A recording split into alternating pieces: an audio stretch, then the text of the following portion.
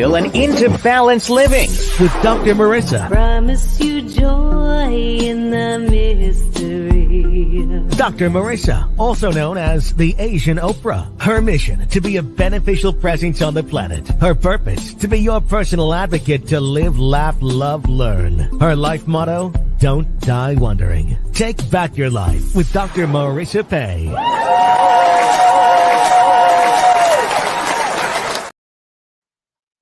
And welcome. You're tuned in to Take My Advice. I'm not using it. Get balance with Dr. Marissa, the morning show here on NBC News, CNBC News, and NBC Sports Radio Station KCAA, AM 1050, FM 106.5, home to the Asian Oprah, and streaming everywhere. iHeartRadio, Spotify, Stitcher, iTunes, TuneIn, Audible, Amazon Music, Tiki Live, Rumble, Geoson, Podchaser, and about 28 other platforms. Why so many places? Because I want to maximize my splatter zone for more hope and happiness. So I have topics and guests to that end and special series. If you missed yesterday's really illuminating show about how cancer cells are addicted to an amino acid that I can't pronounce, but that you can actually shrink tumors. If you know any cancer friends who have cancer, friends or family, to just try it. It's a free Zoom. It's called Starve Your Cancer Cells. Go to yesterday's show on YouTube and you'll get that link. And I'm so grateful that I have this platform to share really great news to balance out all the bad news out there. I have Asian Oprah giveaways today, but most important right now is that good-looking guy that you see in my studio. You'll know it is Thursday right now. And he actually came into the studio early. I wasn't sitting down, almost fell over, but I'm so glad he's here. His name is Sam Works. He is my co-host with Straight Talk on Thursday mornings. Please welcome back Sam Works It.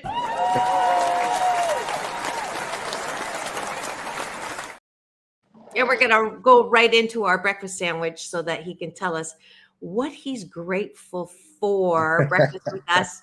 And that way I don't say hello, darling, and we get sidetracked. We're going to go right into it. Right. Gratitude. Take a bite of my gratitude sandwich. 8 specific gratitudes. What do you like about the world around you right now? So I'm very grateful for my own freedom that I have built for myself.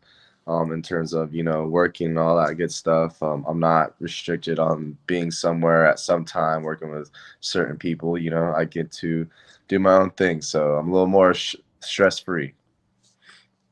I am grateful that I also call my own schedule to a point. I am on every single morning at 8, which requires some work every single day. But I am grateful that I can schedule meetings and all the other great things that I get to do with that autonomy. There you go. I am grateful that I have my own bed because I spent a lot of money for my bed and it puts me right to sleep. So I'm very grateful I have that. I am grateful that I know how important sleep is. And I am in such a good mood today because I got 6 hours of sleep. I've only been getting like 4. And I realize, I know, right? This is 6. I realize that 4 is just not enough. And I need at least 5, but 6 last night was amazing. Wow. I would be stressed if I only had 6. I am grateful for all not the fast food places, but all the restaurants out there that I can go out and try and enjoy the atmosphere and have some good tasting food with some good people. I really enjoy that. So I am grateful that that the planets didn't crash into each other last night, and we get another new day to laugh and love and create and innovate. And I get ready for, and this is my last gratitude, I'm going to jump into it because I get to go to San Francisco tomorrow early morning to, I'm getting brought up there by my beautiful daughters for Mother's Day, and they're going to take me to favorite restaurants. And y'all know I love flying. So The only downside is I blanked when I booked the ticket, so I'm going to be in the air. I thought I could do the show from the airport on this side or that side, but I'm going to bring you. I think we're going to play a repeat of a launch co-hosting show with you in it, just for fun. Oh, okay. So we'll do that one tomorrow. But I'm grateful that I get to go to San Francisco to be with my daughters. Okay. I'm grateful that I live here in California. One of my friends' grandpas, he used to live in Colorado, and he moved to California. And he was like, "Grandpa, why did you move to California?" And he said 3 reasons: January, February, and March. He realized that he didn't have to shovel snow in the beginning of the year. So very grateful for California and its weather. So absolutely. And that's the gratitude top of the bun. We're going to go to the bottom because Sam likes it on the bottom. Hey. I haven't done that one before. Sorry, Mom. Sam's mom's tuning in, so I know I have to sort of keep it okay. But the bottom of the bun is appreciation, and we're modeling for you what we would like you to do before bed this evening. Not that way. What we want you to do is to not go to bed, no matter how expensive it is, with things on your mind that usually happen if you do this before bed. Okay, when you're doing this, you're getting all the bad news, all the things that are wrong, and possibly someone insulting you on your Facebook, as I had happen last week. But instead, you're saying what you like about yourself. Why is that important? I believe it's my BS belief system that self-love, self-approval, self-care is the foundation to good mental health. So we want you to exercise your muscle to do that. So Sam, what do you appreciate about yourself? Oh man, there's so many things. I love my life. That's my life. I know. I appreciate that. When life gets tough, I don't see it as a struggle. I just see it as a challenge, and honestly, I kind of laugh it off a little bit because I know at the end of the day, everything's going to be fine. So I appreciate that I don't stress myself out. Beautiful. I appreciate that I know how to laugh because it's my favorite sound in the world. Are you addicted to laughs? I have an addiction to joy. Oh, that's pretty good. It is. Thank you. I appreciate. Excuse me, I had to sneeze. I appreciate that I take care of myself, mentally and physically. Because a lot of people don't nowadays, and you can really see them deteriorate their bodies in a bad way. So I'm glad I keep myself up kept. I appreciate that I have the discipline to roll out of bed and do 40 minutes on the bike this morning and then come back and do my arm things for toning. And all that. I'm starting to get like a little bit of guns. So, okay, there you go. Yeah. So it's great. And thank you for tuning in. What we're doing is having breakfast right now. You know the drill. Thank you for the heart. Someone gave us a heart. I bet it was your mom. And we're talking about, do I really have to apologize? It's the topic picked by Sam's mom, actually, this morning. She's our guest producer with her ideas, which are great. Sam said this morning, I'm going to let her go with it. They're good ideas. So you got a little approval there. And we're so glad that you are with us this morning, streaming live on my YouTube channel. It's a free subscribe. And we're getting already nice comments from Shira Jewel Islam. You're welcome. Thank you for the hearts. And we're going through our morning breakfast exercise, and we're appreciating ourselves because it's so important. Because if you can't approve of yourself, how the fork do you expect other people to approve of you? Sam, what else do you like about yourself? I appreciate that I'm 88% of the time responsible and disciplined. I mean, the other 12, is all just like fun and games and being lazy, but hey, it's okay to be lazy. I understand that, and I don't hurt myself or having lazy days. So Perfect. I appreciate that I have my creative fashionista gene, and I love picking out clothes and colors, and I have my own unique style, and I dress for myself. I don't dress for other people. So, okay. My last one is I appreciate that I'm very open-minded. So when we have these types of topics, I don't know if we're gonna agree or disagree today. We'll find out. You possibly could change my mind and change my reality in life. So maybe it'll come better. We'll see. awesome. My last one is I appreciate my ability to get along with most people. That's Almost. 88%, which is obviously my favorite number. Eight's a homophone for good fortune in Chinese. I know you thought I was Swedish. Actually, I'm glad I brought that up before I forget. I have the number one ABBA tribute band lead singer coming on the air on the show. Yeah, she's going to be performing at the Saban and the Cerritos Performing Arts Center. So I'm giving a pair of tickets away for both of those shows. So I might as well do it now. Asian Oprah giveaway, the first person to go to drmarissa.life and put down in the subject line ABBA is going to get a pair of tickets. You can choose either Cerritos Performing Arts or the Saban, and she'll be coming on, I believe, the 22nd for the show. So I'm super excited about that. Cool. And that is it for Breakfast with Dr. Marissa and Sam Works. Here on Take My Advice, I'm Not Using a Gift Balance with Dr. Marissa, the morning show on KCAA, AM 1050, FM 106.5, streaming everywhere, live on my YouTube channel right now, and home to the Asian Oprah. This is my special Thursday series called Straight Talk with co-host Sam Works and Dr. Marissa. All right, ready?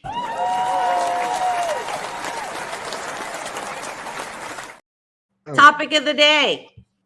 Let's get straight into it. Go ahead. Ready? Go ahead, you want Dr. to say Marissa. what it is? No, you can't. You want me to do it? Okay. Go for it. See, go for it. Sorry seems to be the hardest word. Elton John song. I can't believe a lot of people don't know that song. Somebody once told me he did. Oh, yeah. Today's topic. When, if, and how to apologize. And is there a better or worse time for it? Somebody once told me he didn't apologize right away because he didn't know what to say or how to say it. And it wasn't Sam. He was hoping it would smooth over on his own. Well, in most cases, with the women that I know, including yours truly, that approach causes resentment to boil over and burn your assets. That is what we're talking about today. Are you like me? Apologizing is one of the things that I most like, it's in my top 3 things I hate to do. The first is I'm allergic to dirt, so I hate camping. Won't do that, not even glamping. That's number 1. Number 2 is I hate cleaning.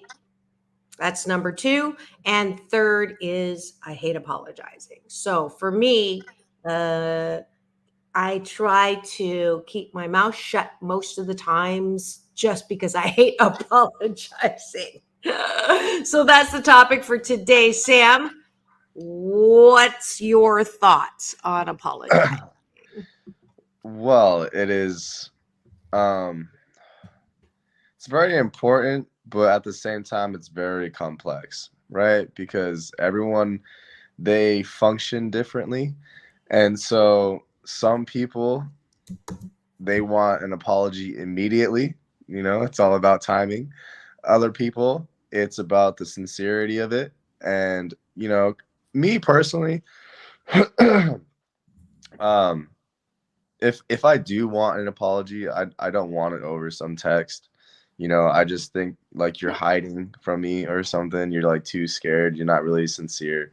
Other people, they don't, they'll take an apology over text or over the phone call as long as you didn't waste their time having them, you know, contemplate or like have them boil over it. You know what I mean? And it's very, like I said, it's very complex when it comes to apologizing. And it's like, how do you apologize? You know what you know what I mean? So there's so many factors in the equation that, you know, everyone's different. And if you can't apologize in their way, then it's not gonna really be meant anything. You know what I mean? Because like I can just be like, hey, I'm sorry. But then some people, like, that's not good enough. You know, some people, they need a reason why, they need a solution, they need this, they need that. Other people, they don't want a verbal apology. They want just to show you or have you show them that you're sorry, you know, by action, by doing something, by, you know, being on time. Like, forget about like, oh, I'm sorry, that won't happen again. Just be on time, you know? And so when it comes to apologies, it's you have to know the person that you done wrong and figure out or know how to apologize in their way. Thoughts? So let me do the balance thing. You know, I love doing that. So on one end, and I used to be like this, I would apologize for everything. I would say, I'm sorry, I'm sorry, I'm sorry, I'm sorry. Even if you stepped on my foot, I would say, I'm sorry. Or anybody who plays tennis, doesn't it drive you crazy when there's that person that you play with and they're constantly, if they make a mistake or they let the ball go, I'm sorry, I'm sorry. It's like, stop, because it's like you said, sometimes it's meaningless or it's just a habit and you don't really mean it. Or in the case, you know, I represent the 7 out of 10 of us who've had childhood trauma. You learn how to say sorry very early because that's the appeasement word. And so I know that when I was screamed at and yelled at and hit, I was expected to say sorry, sorry, sorry, sorry a million times. It was never enough, but that was what I had to do. So the extreme of always saying I'm sorry, either inauthentically or it doesn't mean anything because you're still doing the same behavior that you apologize for, and or it's a way to get yourself out of trouble because of the way that you were, you know, raised or that. So that's one extreme. So that's always apologizing. Let's go to the other extreme, which is I've actually met people. I'm an executive coach as an organizational psychologist, and I get brought in to work with executives. And I've actually had more than one, actually, very successful C-level execs who say, I never apologize. And that's the other extreme of, you know, this is who I am. And if you don't like it, then your problem, not mine. I, you know, either my position or who I am, or I know I'm right. I'm not apologizing. That extreme is also not useful. I wouldn't say wrong. It's not useful. So that's my take on, you know, one end or the other. Balance. It's all about balance. Peace and peace out, world. So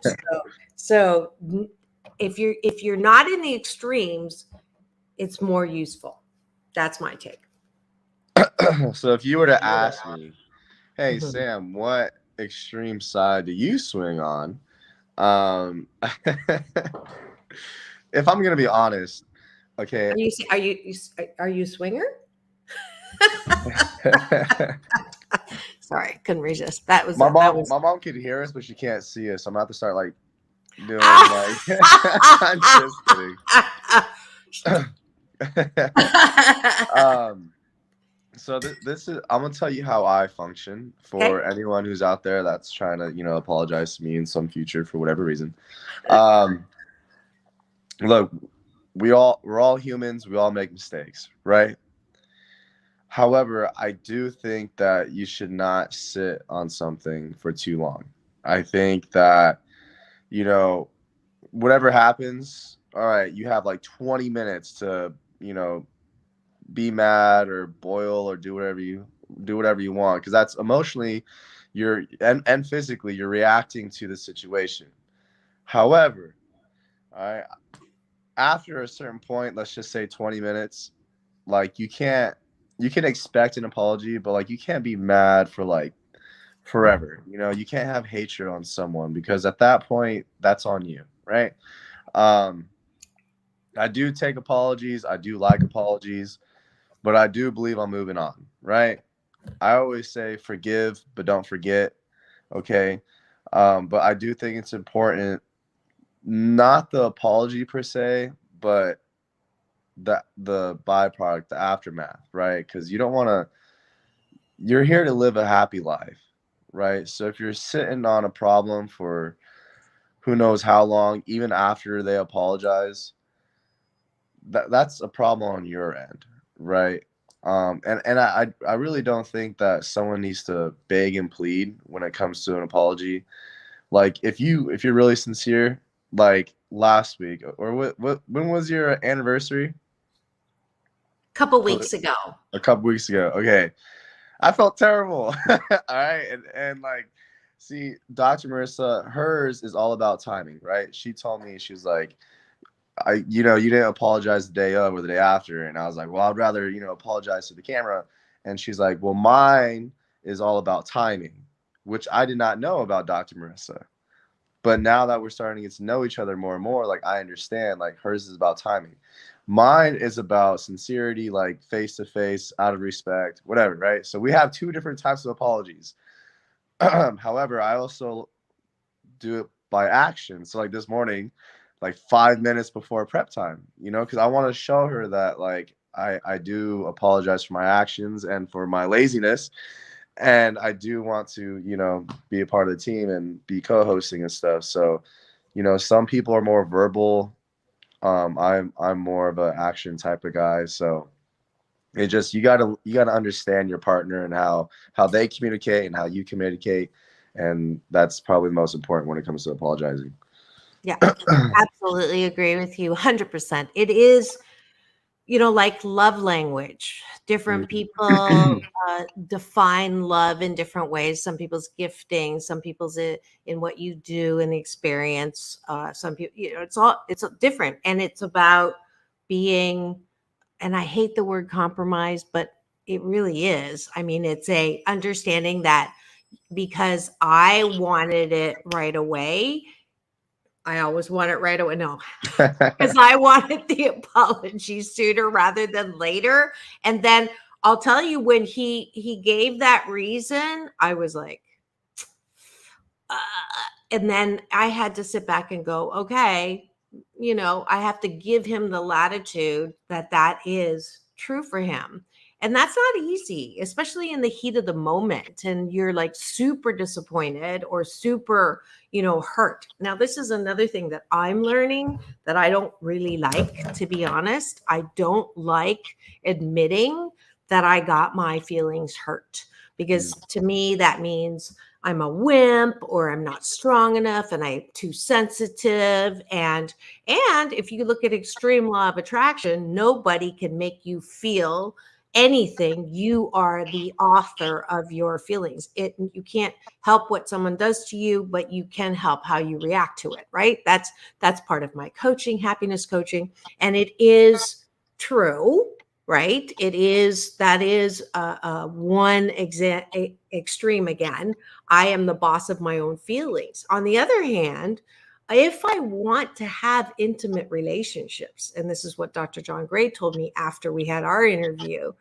and the sad thing is I had to really admit that I've never had a true intimate relationship because of my pain from from childhood trauma, and then picking a partner who exasperated all of that hurt. So as a result of that, I don't I move too quickly from acknowledging that I am hurt and I would like an apology. So I'm learning that for me to say, ow, that didn't feel good. And then what my normal thing has been is fork you, you're out of my life, drop, talk to the hand. Sam, who? Right? Okay. I don't need you. I can go live in a desert island. And I've been known to say it's the strategy of neglect. Now, there's some truth to that though, because that's the balance of marinating in your resentment and your hurt and your blame, all of that. That's not useful either. You sit on that resentment, right? The 12-step program says, resentment is like drinking poison and expecting the other person to fall over and die. Mine is my version of that is I hate you. I don't want to look at you. I want you out of my sight. So what I would do, I'm going to poke out my eyes so I don't have to look at you. You're hurting yourself. You're not hurting them, right? So there is that balance. Like if the person matters to you, then to say that hurt my feelings. Oh, hate that expression. I'm going to have to come up with a different expression because it literally triggers me. If I say that, ouch, that didn't feel good. That's good. I'll do that. Ouch, that didn't feel good. It's also not asking you to apologize. And this is for your mom. When I think the example was, when someone hurts your feelings or someone says something insensitive or someone does something insensitive and they don't apologize and you sit with that, do you go and say, you owe me an apology? I don't think that's ever really worked when you go to someone and demand an apology. But if I said, okay, so this is, you brought up the example. If I had come to you instead of, being super mad at you and waiting for that apology, if I had come to you and said, Sam, I'm hoping that you didn't do this on purpose, but when you didn't show up on my anniversary and I actually created the co-host celebration because you said that would be a great idea, that kind of messed me up.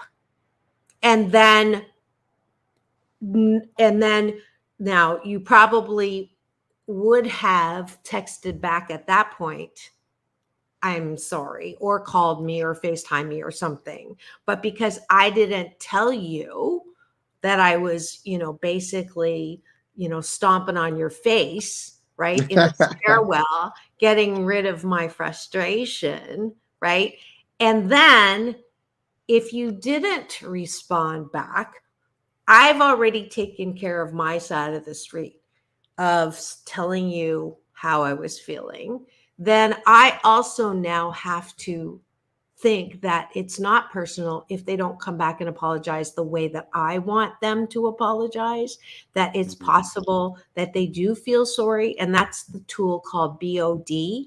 If we give people the benefit of the doubt, that they don't mean to hurt you, that they don't mean to make you feel bad, that they don't, not that they make you feel bad, but do something that hits you the wrong way, that's not their intention, and give them the benefit of the doubt, then there's room for that relationship to come even stronger, right? But if you are like my past, where I'm just like, no, that's just, I don't need this. I don't want this. And, there's plenty of friend fish in the sea. But I'll tell you, it's tough for me to do that. I have perfected the habit of, okay, we just don't match, and you go your way and I'll go mine. And as a result, I don't have that intimate relationship because I'll give up too fast. So I admit that. On the other hand, I also have been currently in a situation for years now that I've stayed in a situation where no fault of theirs, but my own desire for something that was never going to happen in that situation, I kept going in there and having expectations and hopes that it would change, and it never did. And so my family and friends would watch me just flop around in my pain, and they would say, stop going there. And I'd be like, I can't, I've already invested how many years, and, this is part of my life. And but I finally, because someone said something really horrible on a post of mine, that it made me realize that in that particular group, I'm not of value the way I am. So I can't change to accept the way that, they want me to be. And so I finally apologized to myself for staying there so long. And now I'm like, the sense of relief of not constantly going into somewhere where I'm not of value for my voice or my singing or whatever it is. It's a release. So for me, that's what I'm living right now. That balance between I'm not asking for an apology. They've done nothing wrong. I only need to apologize for myself for not recognizing this sooner. And again, I don't even need to apologize for myself. Everything happens in my life for my divine and best good. And this happened so that I could see the next level of unfolding for joy in my life. Well, that's good. 9 times out of 10, because I don't know about 100%, but almost nothing is like personal in a sense of like, oh, they did it because they want to antagonize you. You know what I mean? Like, it's always like, and a lot of people take things personally, and I think that's just being part of human. They think about themselves too much, and I mean, people just gotta understand, like, they do things for themselves and not for other people. So when they accidentally upset someone, they didn't mean to upset you. They didn't try to like miss out on your anniversary or anything like that. It just happened, And I don't think I'll ever let that one go, because I knew that was pretty important. But yeah, like you'll have to make it to anniversary number 12 or show number 1000. So if you just tuned in and you're wondering what we're talking about, it looks like we are bearing our bottoms. No, our souls around this topic of apologizing and messing up and the messiness of life and things that we say that we wish we hadn't, and when to apologize and when not to apologize. And this is part of our series called Straight Talk with Dr. Marissa and Sam Works. And we are here on Take My Advice, I'm Not Using It, Get Balanced with Dr. Marissa, the morning show on KCAA, the station that leaves no listener behind. It is AM 1050, FM 106.5, and streaming everywhere. iHeartRadio, Spotify, Stitcher, and my YouTube channel, which when you free subscribe, you'll get an alert every weekday morning for just shows about hope and happiness. We've been going on now 11 years. I'm into my 11th year, and I'm so grateful that people were wrong who said a show about hope and happiness would not last. So let's see. I'm going to give another Asian. Actually, let's go on a quick break because there is a commercial. I did want to show one of my show sponsors, and we'll be right back with more Asian Oprah giveaways and talk about apologizing. We'll be right back. Don't go away. We'll be back in 2 and 2.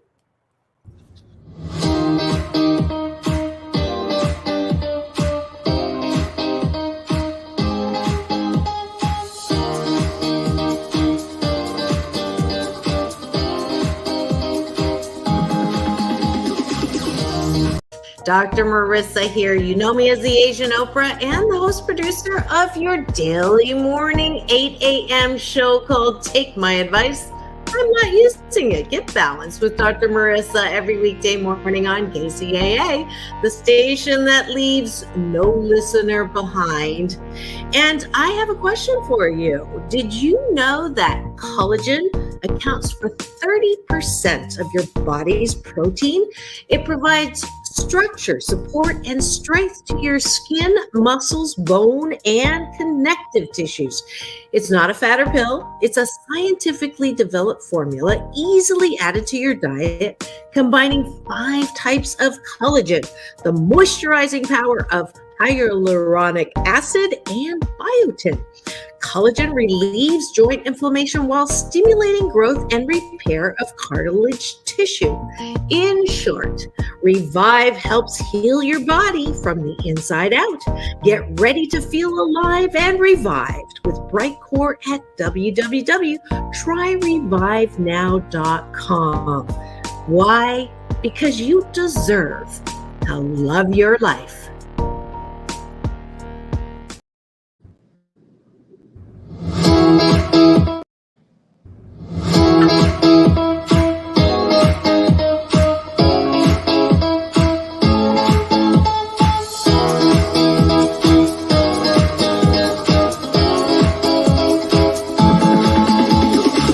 Take back your life with Dr. Marissa Pay. That's what happens when you're out of practice, going out and coming back in. And you are tuned in to Take My Advice. I'm not using it. Get balanced with Dr. Marissa, the morning show here on KCAA, AM 1050, FM 106.5, home to the Asian Oprah. Streaming everywhere, iHeartRadio, Spotify, Stitcher. Thank you all for making me the #1 8 a.m. talk show in the IE. And if you are not driving right now, please do go to my YouTube channel, Dr. Marissa, and you will get to stream in and be part of the eyeball group that is here and make comments and weigh in on today. We're talking about apologizing, to apologize or not to apologize. So the things I think we've already established, it's helpful to know and be aware and coordinate instead of compromise. Coordinate. I'm getting new non-triggering verbiage today. Coordinate the differences in styles in apologizing. So that's one. Number 2, try not to take things personally. My fabulous co-host was saying before we went on break, one of my past guests and friends, I love him to death or life, Don Miguel Ruiz, the best-selling author of The 4 Agreements. That is one of the 4 agreements in life that can make your life feel so much happier, is if you do not take things personally, especially those of us who've had childhood trauma. We do have a tendency, if someone shoots an arrow over there, we will go running after the arrow, pick it up and go, oh, it's my fault, it's my fault, it's my fault. Sorry. And that's bullshitaki. You are not the reason why things fall apart. Everybody has their own responsibility for consequences, and you have a tendency, I have a tendency, to over responsibilize my own part in things. So I have to back off, let people suffer their own consequences, and I can just don't poke the animal, step away from the device, and I don't need to apologize as much as I think I need to. So there's the balance, right? So if you're a person who apologizes all the time, stop. If you're a person that never apologizes, start. And let's when is apology not enough? When is an apology not enough? Sheesh. You know what, Dr. Marissa? I'm gonna press the button and I'm gonna pass it to you. I had like a Uno reverse card. I'll hand it. Okay, that's fair. That's cute.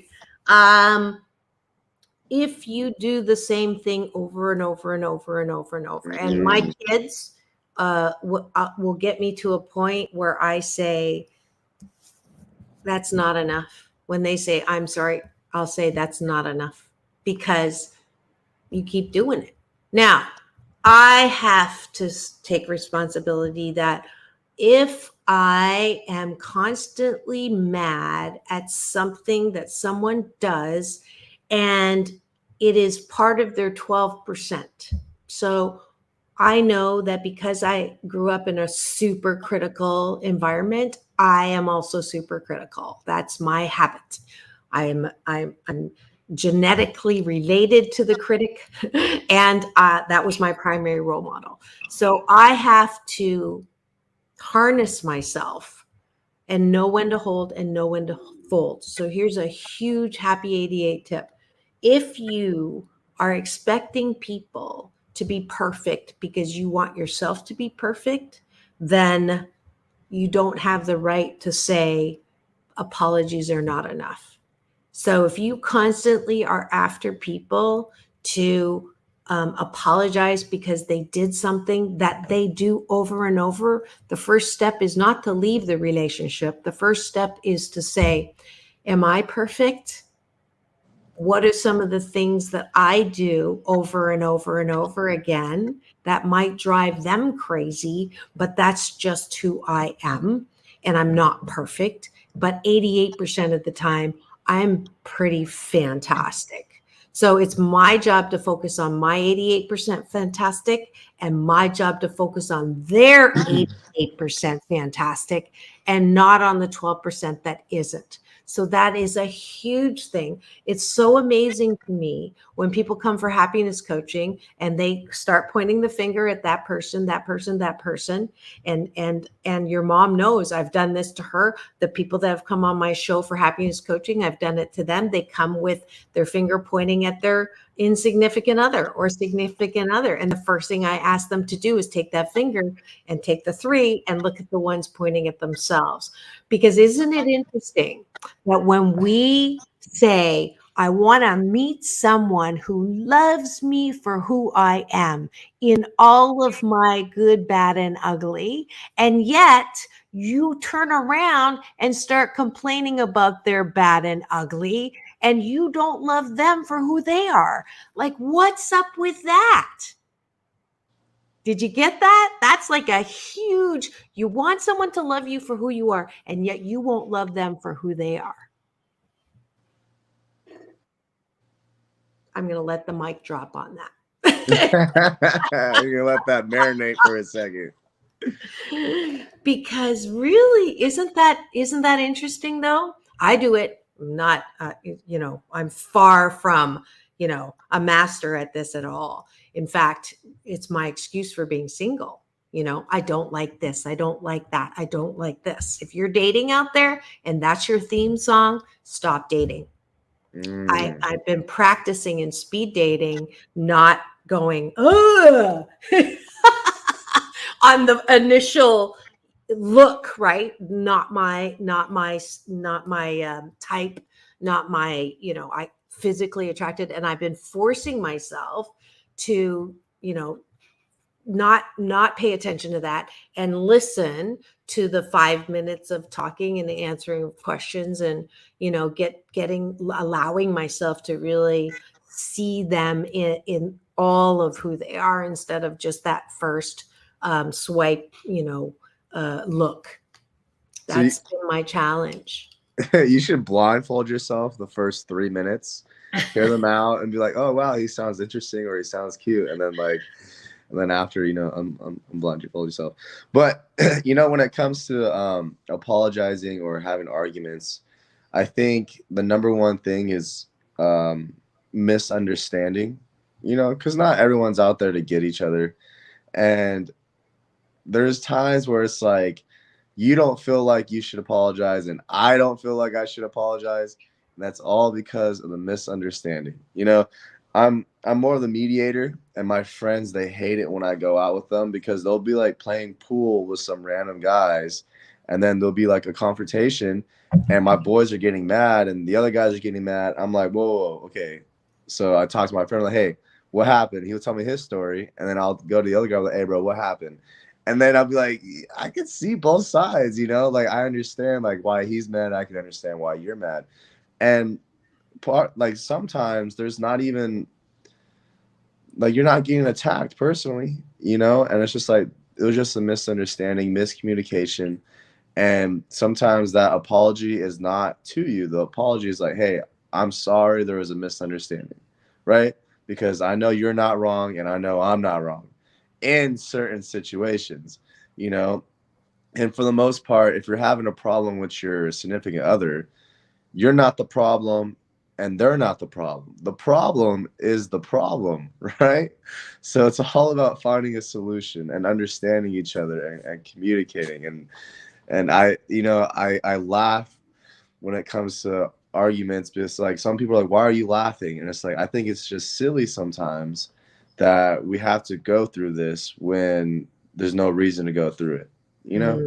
Mm-hmm. Great points. Great points. Thank you. Isn't he adorable? Um, he's well beyond his years sometimes. I totally agree. And I call them missed understanding. Mm, Missed, it's just this, right? And I absolutely love and use the I'm sorry that this happened, right. right? Um, and why do they happen? They happen so that the relationship can deepen. Now, Ooh. I'm gonna put right on the moose on the table right now. This is the name of my show is Take My Advice. I'm not using it, and this is one of the pieces of advice that is not easy for me to use because I sort of moderate that. Like if so, I've always been very clear with my kids when they start having friendships. And what is a good friendship? A good friendship or a good relationship when you're dating is if you do this, they do this. Okay. So they're coming to the middle, right? You're both giving an effort when you're in two different places. The worst kind of relationships are when they do this and you do this and you overcompensate or you do more than the balance, right? Mm, Now I'm not saying that on some issues you do need to go a little further because they can't move, but there's a balance because there's on other issues that's that. But the average has to be this. And if you find yourself on several disagreements or misunderstandings constantly going way over, so they only have to do this, then you're actually part of the problem. You are enabling them to just go and a little bit. So it's not, don't blame them for only doing this because you keep doing this. So they don't work the muscle or understand that it is, better if they did this. So that's where, the most powerful thing that I think human beings forget is that they have the power of choice. You can choose what you do in response to what people are doing. You can choose what to say in response to what they're saying.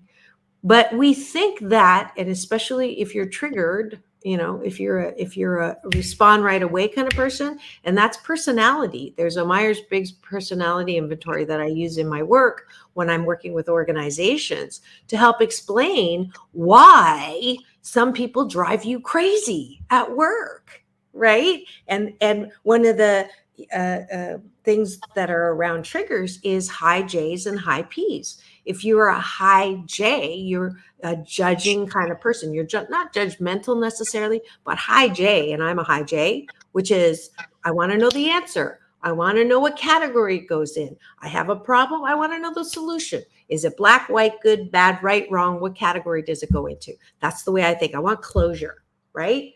Now, half the people are that way. The other half of the people are high P's. P stands for perceiving. So people that are high P's, they don't like closing. They want to leave it open and see what all the alternatives are. So when you're here going, well, what's the answer? And they're like, I need more time. That drives you crazy. And the fact that you want the answer drives them crazy. So again, isn't that interesting? You're high. Was that high? Is that high J or high G? I'm high J. You're a high P. I'm a high P. Oh man. For sure. And opposites attract, right? I like that. Yeah. Yeah. That. So now who's right? Of course, the high J. No, I'm just kidding. Nah. Neither is right or wrong. It's just a very marked difference that we use that whole thing around, this and this. Sometimes more this, sometimes more this. But recognizing that he's a high P, I don't ask him too long ahead of time when we're getting together where he wants to go, because it's like way too far into the future. I've learned. Yeah. Right? Mm-hmm. So yeah. Final word. As usual, this went really fast.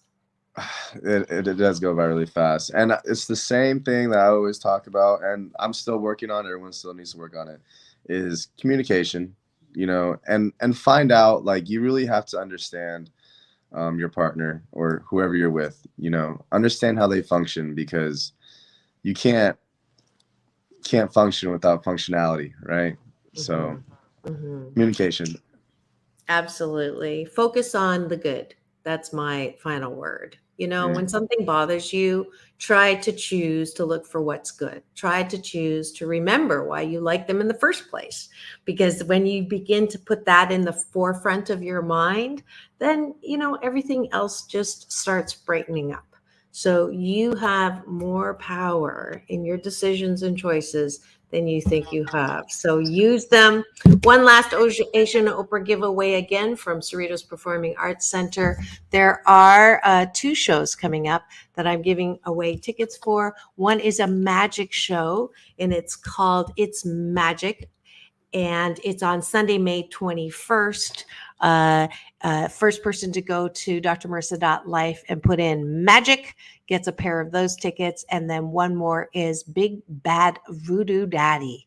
The first one to put in, I think I'll say big band, or you can say voodoo, to drmarissa.life. You will also get those. Let me pull that website up for you, because we do have a little bit of time, and I wanted to make sure I gave some love to one of my show sponsors, the Cerritos Performing Arts, Cerritos Center for Performing Arts. They used to be a sponsor, and then there were some changes, and I'm so grateful they're back as a sponsor.